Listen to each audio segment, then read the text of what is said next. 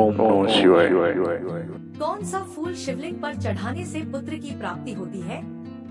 सनातन धर्म में देवी देवताओं की पूजा का विशेष महत्व है और हर देवी देवता की पूजा में कुछ विशेष नियम और परंपराएं निभाई जाती हैं। भगवान शिव की पूजा में भी कुछ ऐसे रहस्य और मान्यताएं छिपी हैं, जिन्हें जानना भक्तों के लिए अत्यंत लाभकारी माना जाता है। ऐसा कहा जाता है कि कुछ विशेष फूलों और सामग्रियों का प्रयोग शिवलिंग पर करने से स्त्रियों को संतान सुख की प्राप्ति होती है, विशेषकर पुत्र रत्न की प्राप्ति। वहीं कुछ कर्म और पाप ऐसे भी होते हैं जिनके कारण स्त्रियों का गर्भ ठहरता नहीं है या बार बार गिर जाता है। इस विषय में शास्त्रों और पुराणों में स्पष्ट संकेत मिलते हैं, जो धर्म, कर्म और परिणाम के गहरे रहस्य उजागर करते हैं। मित्रों, एक समय की बात है जब माता लक्ष्मी भगवान विष्णु से मिलने गई तो भगवान विष्णु ने उन्हें देखकर कहा, हे देवी लक्ष्मी, क्या बात है, आज आप अचानक मुझसे मिलने क्यों आई हैं?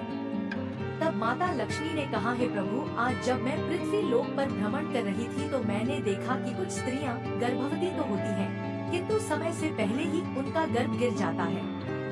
हे स्वामी, इसे देखकर मेरे मन में 3 प्रश्न उठ रहे हैं और आज मैं आपसे उन्हीं तीनों प्रश्नों का उत्तर पूछने के लिए आई हूँ। तब भगवान विष्णु ने कहा, हे देवी, तुम्हारे मन में जो भी प्रश्न है मुझे निश्चिंत होकर बताओ, मैं तुम्हारे तीनों प्रश्नों का उत्तर अवश्य दूंगा। तब माता लक्ष्मी ने कहा, हे प्रभु, मेरा पहला प्रश्न यह है कि किस पाप के कारण स्त्रियों का गर्भ गिर जाता है और उस स्त्री के बालक की समय से पहले मृत्यु हो जाती है। मेरा दूसरा प्रश्न यह है कि कौन सी स्त्री के भाग्य में पुत्र की प्राप्ति नहीं होती और वह पूरी जिंदगी निसंतान रहती है। और मेरा तीसरा प्रश्न है कि भगवान शिव जो मृत्यु के देवता हैं, उन्हें प्रसन्न करने के लिए कौन सी चीज अर्पण करने से एक स्त्री को सुंदर, सुदृढ़ और गुणवान बालक की प्राप्ति होती है। तब मंद मुस्कान के साथ भगवान विष्णु बोले, हे देवी, आज आपने इन प्रश्नों का उत्तर पूछकर संपूर्ण मानव जाति का कल्याण कर दिया है, किंतु इन प्रश्नों का उत्तर मैं आपको एक कथा के माध्यम से दूंगा, जिससे इस कथा को सभी स्त्रियां और पुरुषों को अवश्य सुनना चाहिए, क्योंकि इस कथा को सुनकर आपको पता चल जाएगा कि किस पाप के कारण स्त्रियों का गर्भ गिर जाता है तथा वह कौन सी स्त्री है जिसके भाग्य में पुत्र की प्राप्ति नहीं होती और पुत्र की प्राप्ति के लिए उसे क्या करना चाहिए। तब माता लक्ष्मी ने उत्साह के साथ भगवान विष्णु से कहा, हे स्वामी, आप इस पावन कथा को अवश्य सुनाइए, मैं कथा को पूरा ध्यान पूर्वक सुनूंगी। भगवान विष्णु ने कहा, हे देवी लक्ष्मी, एक समय की बात है, दक्षिण देश के एक नगर में एक अत्यधिक धनवान सेठ रहता था। जो वह इतना धनवान था कि उसके घर में किसी चीज की कमी नहीं थी। उस सेठ की एक इकलौती पुत्री थी जिसका नाम थी अर्चना। जब अर्चना विवाह के योग्य हुई तो उस सेठ ने सही मुहूर्त देखकर अपनी पुत्री अर्चना का विवाह उसी नगर के पास एक छोटे से गांव में रहने वाले एक वैश्य के पुत्र अर्जुन के साथ कर दिया, जिससे विवाह के बाद अर्चना अपने पति के घर में रहने लगी। वह अपने पति अर्जुन से बहुत प्यार करती थी।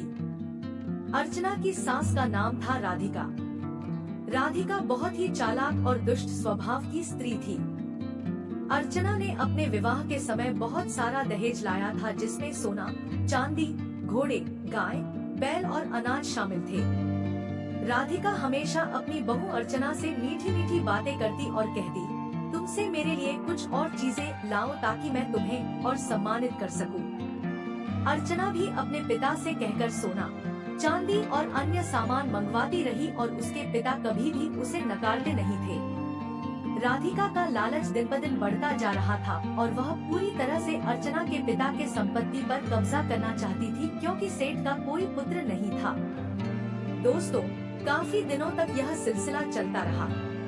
अर्चना का पति अर्जुन भी अपनी माँ की बातों में पूरी तरह से विश्वास करता था और हर बात मानता था। अर्चना और अर्जुन दोनों मिलकर राधिका की इच्छाओं को पूरा करते रहते थे। इस तरह कुछ वर्षों बाद अर्चना गर्भवती हो गई।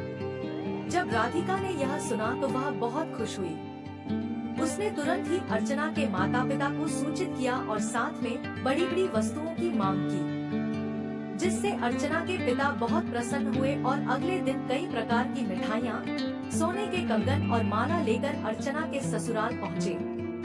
अर्चना अपने पिता को देखकर खुश हुई और वह कुछ समय उनके साथ रुकी। फिर कुछ दिन बाद अर्चना का गर्भ बढ़ने लगा। राधिका ने उसका पूरा ध्यान रखा और उसे समय समय पर फल और अन्य चीजें खिलाती रही। अर्चना को कोई काम करने नहीं देती थी और वह घर में आराम करती रही। लेकिन एक दिन रात के समय अर्चना को अचानक असहनीय दर्द हुआ और उसे महसूस हुआ कि उसके गर्भ में कुछ गड़बड़ हो रही है। कुछ समय बाद उसका शरीर ठंडा पड़ गया और उसे रक्तस्राव होने लगा, जिससे अर्चना समझ गई कि उसका गर्भ गिर गया है। फिर उसने यह बात अपनी सास को बताई तो अर्चना की सास बहुत क्रोधित हो गई और ताना मारते हुए कहने लगी, अरे पापिनी, तूने अपने जीवन में ऐसा कौन सा पाप किया है जिसके कारण जन्म लेने से पहले ही तेरा बच्चा मर गया। मुझे तो समझ में नहीं आता मेरे बेटे ने तुझ जैसी पापिनी से विवाह क्यों किया था। अब मेरे बेटे का जीवन ही नष्ट हो गया। यह सुनकर अर्चना बहुत दुखी हो गई और उसने कहा, सासू माँ, इसमें मेरा क्या दोष है? मैंने तो अपने जीवन में कोई पाप नहीं किया है, फिर भी नहीं जानती क्यों मेरे साथ ऐसा हो रहा है। तब उसकी सास कहने लगी, अरे दुष्ट स्त्री, तूने जरूर कोई घोर पाप किया है, इसी कारण तेरा गर्भ गिर गया है। फिर भगवान विष्णु माता लक्ष्मी से कहते हैं, हे देवी, अब ध्यान से सुनो, क्योंकि यहीं से तुम्हें यह पता चलेगा कि किस पाप के कारण स्त्री का गर्भ गिर जाता है। तब माता लक्ष्मी ने कहा, ठीक है प्रभु, मैं ध्यान से सुन रही हूँ। भगवान विष्णु ने कहा, फिर अर्चना की सास उसे हमेशा ताने मारने लगी और घर का सारा काम उसी से करवाती थी। अर्चना को अब सही से खाना खाने का भी समय नहीं मिलता था और जब सब लोग भोजन कर लेते थे तब वह भोजन करती थी। वह अपनी सास के सामने आने से भी डरने लगी। इस तरह कुछ महीने और बीतने के बाद अर्चना फिर गर्भवती हो गई, जिससे उसका पति बहुत प्रसन्न हुआ। लेकिन उसकी सास अभी तक उससे नाराज थी। जब अर्चना ने उसे यह बतलाया तो उसने कहा, एक बच्चे को तो तुम खा चुकी हो, पता नहीं अब यह बच्चा जीवित रहेगा या इसे भी उसी की तरह खा जाओगी। मुझे तुम पर जरा भी भरोसा नहीं है, क्योंकि मुझे तो लगता है कि तुमने कोई महापाप किया है, इसलिए तुम्हारा पहला गर्भ गिर गया था। अर्चना की सास की यह बात सुनकर अर्चना कुछ नहीं बोली और चुपचाप खड़ी रही। फिर धीरे धीरे अर्चना का गर्भ बढ़ने लगा और गर्भवती होते हुए भी वह घर का सारा काम करती रही, लेकिन उसकी सास को उस पर जरा भी दया नहीं आई। फिर अंततः अर्चना के गर्भ के 9 महीने पूरे हो गए और बच्चे का जन्म होने का समय नजदीक आ गया। फिर अर्चना ने एक बालक को जन्म दिया, लेकिन वह बच्चा ना तो कुछ बोल रहा था और ना ही रो रहा था। जब अर्चना ने देखा तो उसका बच्चा मरा हुआ था, जिससे अपने मरे हुए बच्चे को देखकर वह बहुत जोर जोर से रोने लगी। दोस्तों, जब अर्चना की सास को इस बात का पता चला तो वह बहुत गुस्सा हुई और अर्चना से कहने लगी, तू पापिनी है, इसीलिए तेरा दूसरा बच्चा भी मर गया है। मुझे तो पहले ही शक था कि तूने कोई घोर पाप किया है, यही कारण है कि तेरा यह बच्चा भी मर गया है। अगर तू मेरे घर में ज्यादा दिनों तक रहेगी तो तू मेरे घर का भी सर्वनाश कर देगी। अब तुझे इस घर में रहने की कोई जरूरत नहीं है। दोस्तों, अर्चना ने रोते हुए कहा, सासू माँ, अब मैं कहाँ जाऊँ? मेरे लिए तो मेरे पति ही सब कुछ है, मैं उन्हें छोड़कर कहीं नहीं जा सकती हूँ। मैं अपने पति से बहुत प्रेम करती हूँ, इसीलिए आप मुझे इस घर से मत निकालिए। मैं घर का सारा काम करूँगी और इसी घर के किसी कोने में पड़ी रहूँगी। आप जो भी काम कहेंगी मैं वह सब करूँगी। बस आप मुझे घर से मत निकालिए, क्योंकि मैं अपने पति के बिना एक पल भी नहीं रह सकती। तब उसकी सास बोली, अरे पापिनी, अगर तू अपने पति के बिना नहीं रह सकती तो कहीं पर जाकर मर जा। अब तुझे मैं इस घर में एक क्षण भी नहीं रहने दूंगी। इतना कहकर अर्चना की सास ने उसे धक्के मारकर घर से बाहर निकाल दिया।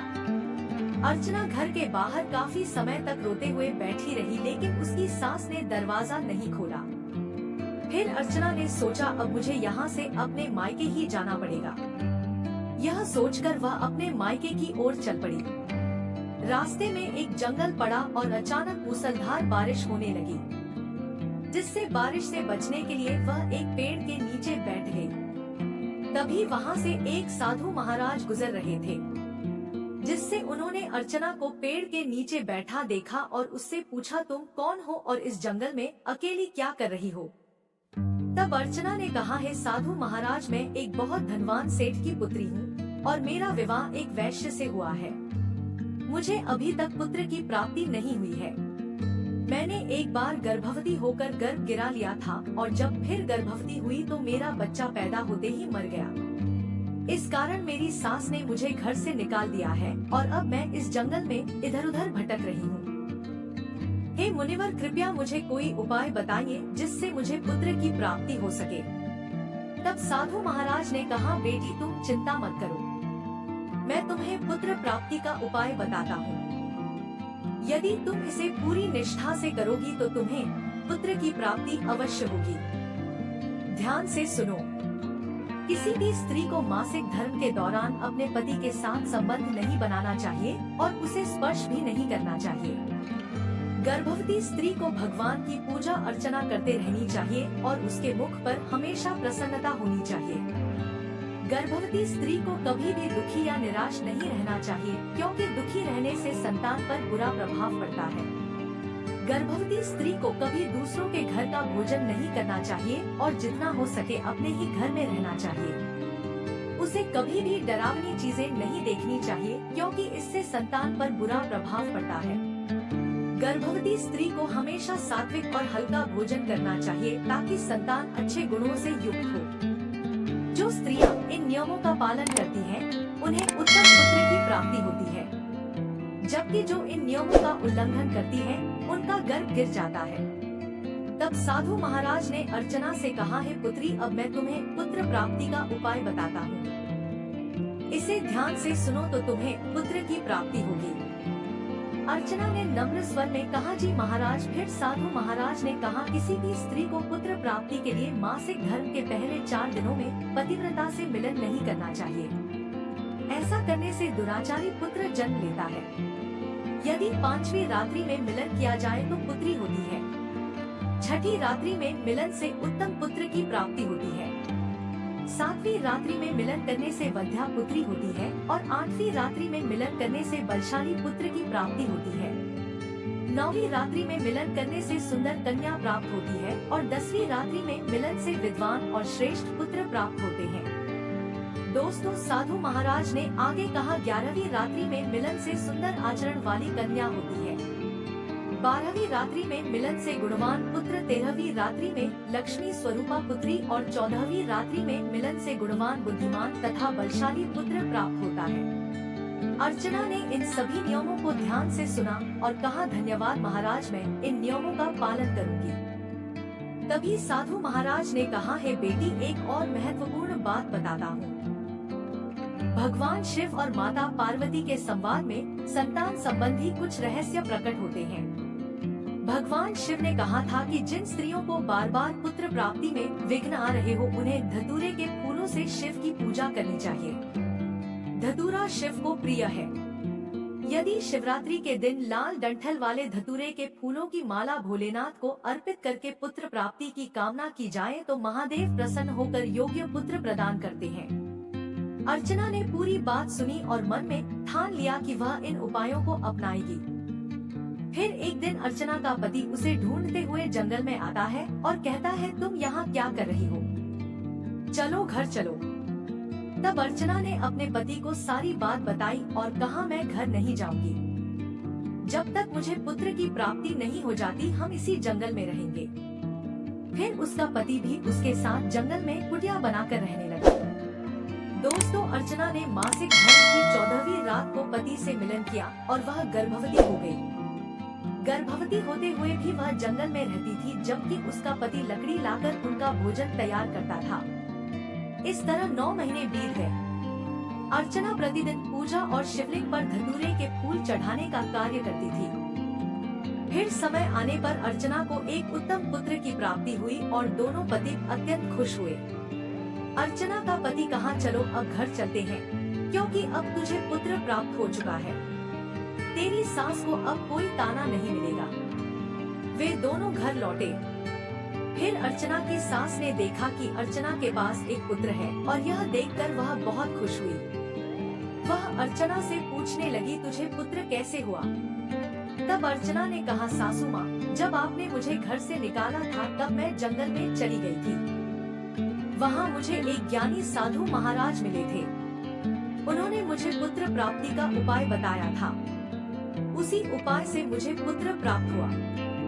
फिर अर्चना की सास ने कहा, वह साधु महाराज बहुत ज्ञानी होंगे, वह हमें धन प्राप्ति का उपाय भी बता सकते हैं। मैं उनसे धनवान बनने का उपाय पूछने जाती हूँ।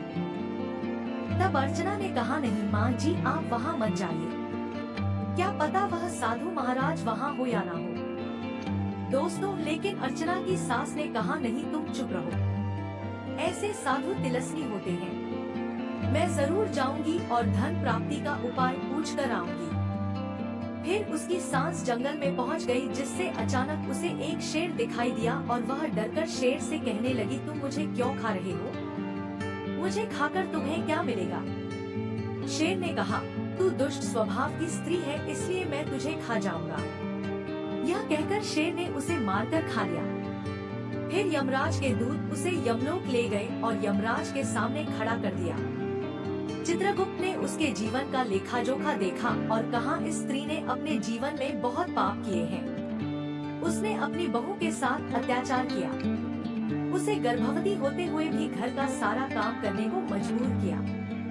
यमराज ने कहा, इस स्त्री को नरक में डाल दो और उसे गर्म तेल में तला गया। दोस्तों, फिर भगवान विष्णु ने माता लक्ष्मी से कहा, अर्चना ने सही नियमों का पालन किया और उसे उत्तम संतान की प्राप्ति हुई। फिर माता लक्ष्मी ने पूछा, प्रभु उन स्त्रियों के बारे में बताइए जिनके भाग्य में पुत्र की प्राप्ति नहीं होती। तब भगवान विष्णु ने कहा, वे स्त्रियां जो अपने पति से हमेशा झगड़ा करती हैं और घर में अपने मनमाने तरीके से काम करती हैं, उनके भाग्य में कभी पुत्र की प्राप्ति नहीं होती।